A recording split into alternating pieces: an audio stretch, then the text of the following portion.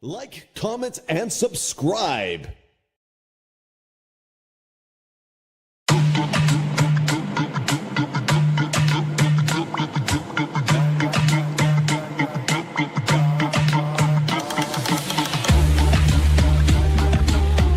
inheritance is turned to screams, and our houses to aliens. We are orphans and fatherless. Our mothers are as widows. We are drunk in our water for money, and our wood is sold unto us. Our necks are under persecution. We labor and have no rest. We have given our hand to the Maswayan and to the Assyrian to be satisfied with bread. Our fathers have sinned and are not, and we are born their iniquity.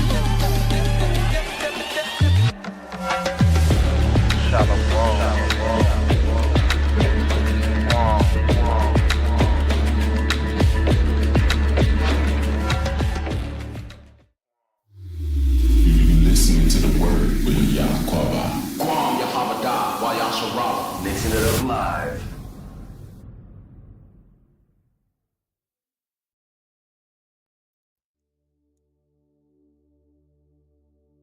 All right, Shalom family. I finally figured out how to set this thing up where I can add y'all. All right, so I'm gonna go ahead and drop the link. And that way, if y'all want to come on, y'all can. Let me go ahead and make sure I copy that again and drop the link for y'all. That way, when you come in the back room, I should hear a ring and I'll let y'all up. And y'all will see how I'm doing it once I'm done. But y'all will be able to come in the back room and just, I hear it ring and I'll go ahead and let y'all up. Nobody gonna see you.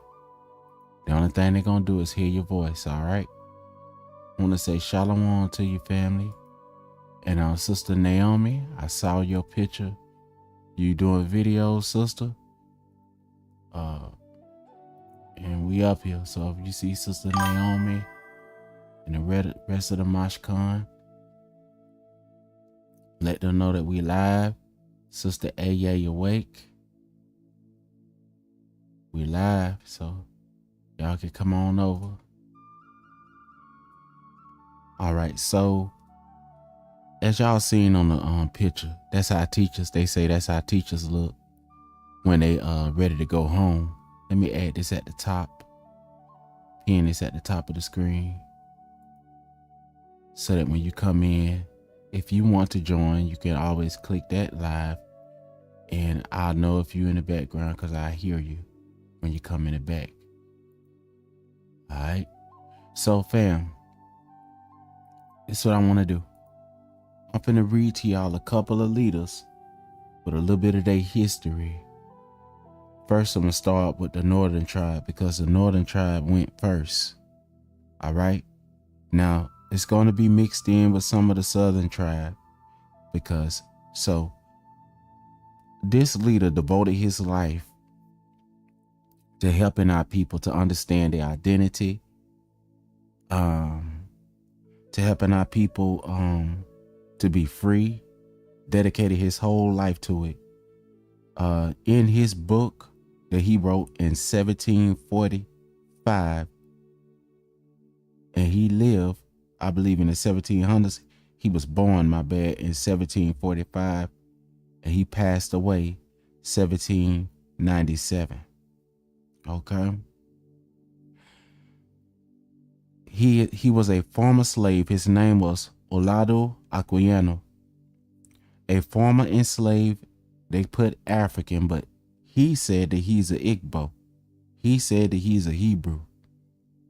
A former enslaved African, so that show you proof that even though they put African, he said, Olaudah Equiano said he's a Hebrew. He's an Igbo. A former enslaved Igbo who became a permanent abolitionist in Britain. and he was a Moor in Britain. Equiano's autobiography, the interesting narrative of the life of Olaudah Equiano, detailed his experiences in the Ethiopian Ocean slave trade war and raised awareness about the horrors of slavery, including the Arabian slave trade. So they said that the historian said that he also wrote something for his brothers of the northern tribe for the Arabian slave trade. His advocacy contributed to the growing abolitionist movement in the late 18th century. So that's what I was trying to show y'all. He was born 1745, passed away 1797, and it says that his whole time was to the 18th century. So that show you that covers the whole 17. So 17th century, his whole life was devoted to his people, almost to the ending of the 17th century. So that's 1797. So that almost covered it all. Then you have Abdul Rahman Abrahami Sori, 1762. This is when he was born, to 1829, known as the Prince of Slaves. See, known as the Prince of Slaves. And if you say it in Gaaz, known as Nagusi, and then you do the Arabian word Abid, Nagusi Abid, and they say over there Kushi, Nagusi Kushi. Abdul Rahman was a West African prince. A West African prince who was captured and sold into slavery. Now, I did some research on him. He was captured by mistake because they weren't going for everybody over there. So Abdul Rahman Abrahima Sori was captured by mistake because he was of the class of slave catchers. But they looked very similar. But when they found out who he was a prince, Arabian prince, an African, which was an Arabian prince, they later on sent him back. But what did he do? Slavery in the United States. After gaining his freedom, his liberty, he became an advocate for the rights of enslaved Africans and worked. So if they said Africa back then, but the old name for the continent was Ethiopia, that's why they was calling everybody Ethiopians. So if I say it like that, and if I say Alkebalonians, or if I say Kemets, or if I say, like the scriptures say, Yasharal, who would be confused about that? And work to raise awareness about the plight of those still in bondage. So who was he talking about? Our ancestors, our grandpappy and grandmama, and aunties and uncles and cousin them. In North America, the Caribbean islands, in Europe, in Africa, in the East. His story highlighted the connection between the Africans and the Arabian slave trade. So there was two kind of slave trades, Atlantic and Arabian. Atlantic came in the latter days. Arabian slave trade came after the temple destruction. The Atlantic came after the temple destruction. The Arabian slave trade was occurring before Hamashiach was born, because the northern tribe, remember, the northern tribe had fled beyond the rivers of Cush to a land where never man dwelt, according to one of the books that was taken out of the Bible. And here's another one. Amma Dau Bamba, 1853, 1927, a Senegalese religious leader and founder of the Mouride Brotherhood, Ama Do Bamba was an influential figure in resisting the colonialism and advocated for the rights of, what I'm going to say it like they say, Al-Kibulanians. But if we go by what the Bible say, Israelites, who was prophesied by Messiah in Luke chapter 21 to be dispersed into the four corners of the earth as captives. And how are you a captive? War. That's how you a captive. War, captives. They caught us by the sword, by war. He spoke out against the exploitation of the tribe that was dispersed, including those affected by the Abid trade war, and promoted education and self-reliance. What a lot of brothers and sisters is trying to say today. Let us have self-reliance, governance within his community, within his tribe. So he wasn't trying to force everybody in the whole world, but he was talking to the people within his tribe. What does that mean? The people of his nativity. Why? Because everybody else already have their government.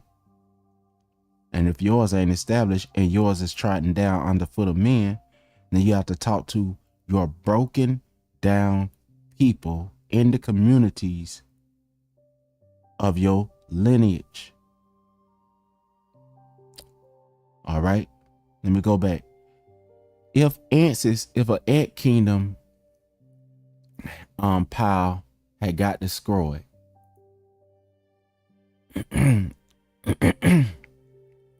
if an ant kingdom had got annihilated, why would the ants try to build up on everybody else's kingdom before they build up on their own kingdom first? Ants gonna build up their kingdom. Do we think that ants are evil because they working together to build up their ant pile? Do people around them saying that you being evil and vindictive because you say, look, this pile, our ant mound has been broken down? Now let's go up to a couple of people closer to home, not farther away from home. There was one I want to name on here. I went to a school named after this elderly sister, Mary McLeod Bethune, born 1875, 1955.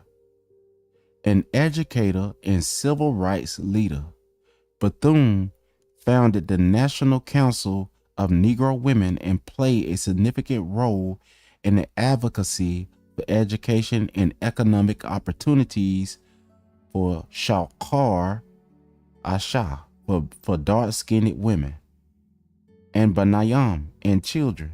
She established the Bethune-Cookman University and worked tirelessly to improve education access to Israelites in America, and they put African Americans. Let's look at Elder Malcolm X. We know about Elder Malcolm X. We learn a lot about Elder Malcolm X.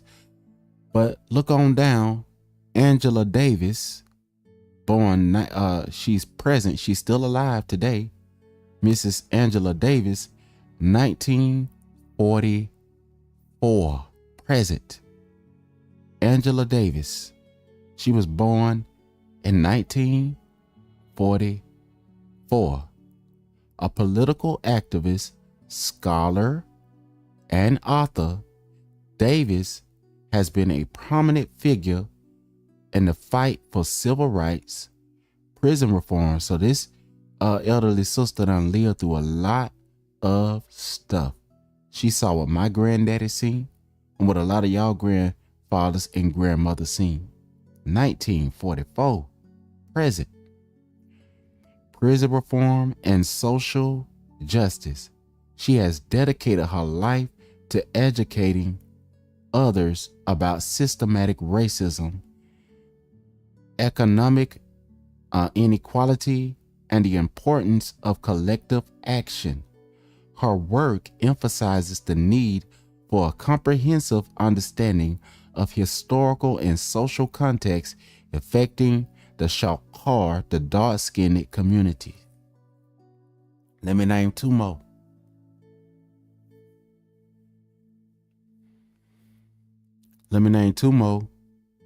That I've come across. Brother K. Judah. If you want to know who Brother K. Judah is, all you got to do is type in K.J. Judah, K. Judah. And you'll go. Matter of fact, Brother K. Judah page is right on mine. He's an Israelite that studies. He's a scholar. He's a brother that teaches, bring forth the message to the Mashpachah. He labor day and night for the people. Brother K. Judah got a clothing line. You see what I'm saying? Now let's look at some more leaders. Should we listen to? I think so. Brother Sharsham. Fam, look through when y'all go inside of my page. And you're going to look through and see all these teachers, brothers and sisters, they got a bleeding heart for their people. And all you got to do is go and sit down in their classes. That's all you got to do is sit down in their classes. And we can't forget Brother Philip Scott. We can't forget Pastor Kelly from We Woke Now. Come on, fam. We can't forget about Brother Benaiah Israel, Sister Malaka. You can't forget about all the brothers and sisters that's putting in work for the kingdom. So, fam, I wanted to come on here today to encourage those who are laboring in the scripture to know that your work is not in vain. Sometimes you might feel like go ahead and throwing in the towel and quitting. But don't do that. I want y'all to keep on going. I want y'all to be steadfast in y'all labor. Know that your labor is not in vain. Perfecting the saints. I see a lot of brothers and sisters that put their heart inside of what they're doing. Perfecting the saints. Number one. So you perfecting the saints. One. Check out our brother from his ministry. I want to encourage y'all today. Check out Sister Shay Love, Biblical Defenders. Check them out. Well, I don't know. Bruh be going in, So, Jason Fulmer. I don't know if y'all look at him. But matter of fact, just go down my timeline on my channel. So when you go in there, view channel. And at the beginning of the channel, if I could, I would show y'all. When you go down, you will see my two music channels. Then you'll see Brother K. Judah. You'll see Connecting in Spirit and Truth. You'll see We Woke Now. Both channels. Make sure y'all subscribe to both. Chicky History channel. She put out videos all the time. All the time. And all you got to do is read Lyrics with Nick, y'all. Oil of Joy Music. Very powerful music channel. Moshe, the commentator. Mother April Showers. The Oracle 007. Monster Moshe. Positive Vibes. Used to be Positive Reinforcement. For Your Consciousness. A Yay Awake. Sister Nama Ria. Amina Coleman. Naomi. Yas Chosen, Talia Levy, B. Sparrow, Rabbi Yonah Golab, African Diaspora News Channel. And if you need to see more channels, go over to my post and look down there and look through there and look through some of the things that's jotted down for y'all to look at and be encouraged, fam. I just came on here to talk to y'all a little bit tonight and encourage y'all. All right, fam, I'm finna get off here, and if Brother K Judah and one of y'all doing a video tonight. I'm going over there and I'm finna check y'all out. But I had to come on here and let my voice be heard tonight again, because I feel so encouraged. Something good happened for me, and I'll let y'all know the whereabout about it. And remember, the screen was dropped for y'all, so y'all could have came up and participated and spoke. But I want to say shalom to the hearers and the keepers of the word of Yahweh, Bahasham, Yahweh Shai. And I want to leave it at that. All right, fam. Shalom.